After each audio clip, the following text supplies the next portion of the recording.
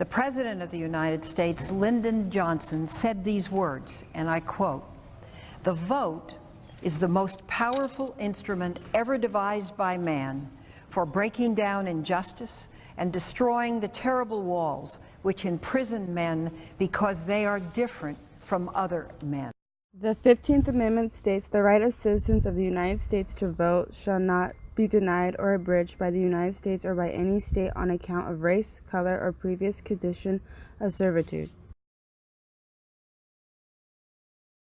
Citizens shouldn't be denied by state governments the right to vote based on the citizen's race, color, or previous condition of servitude.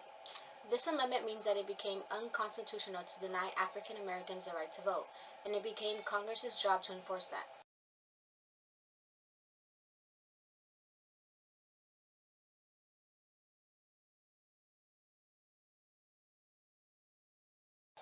But despite gaining African American vote in the South in 1868, the Republicans were not able to prevent the Democrats from winning the majority of seats in Congress.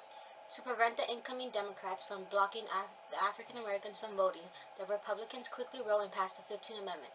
It was then ratified by 28 of the 37 states and adopted into the Constitution on March 30, 1870.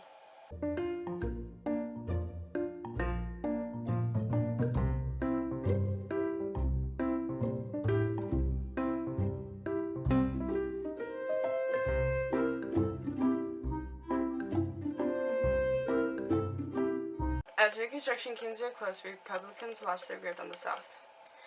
The new government then installed barriers to keep African Americans from voting. Some examples are the grandfather clause, which stated that if you wanted to vote, you had to first prove that your ancestors were able to vote in 1866, which African Americans, of course, couldn't then. The literacy test asked voters to prove that they were able to read at a time when most African Americans could not.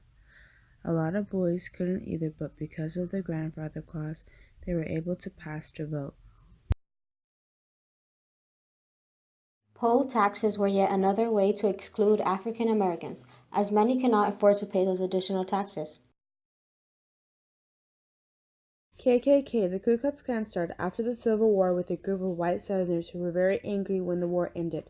They were angry because the African Americans had won their freedom from slavery and they had lost their slaves.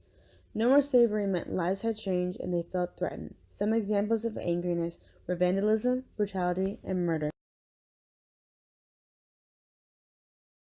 Even though the William versus Mississippi case in 1898 granted literacy tests and poll taxes legal because they apply to everyone, Again versus the United States clause in 1915 declared grandfather clauses unconstitutionally, and the number of African American votes decreased drastically. but because of the Civil Rights Movement in the 1950s, this changed all barriers.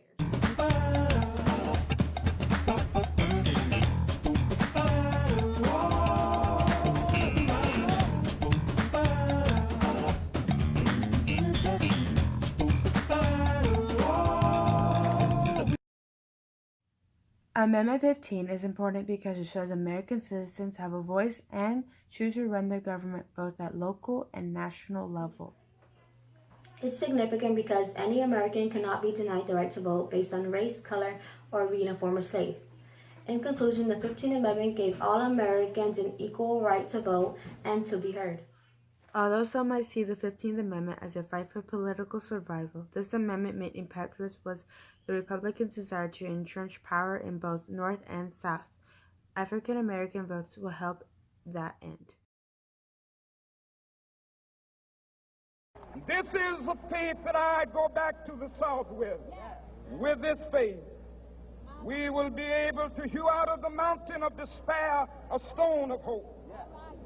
With this faith, we will be able to transform the jangling discords of our nation into a beautiful symphony of brotherhood.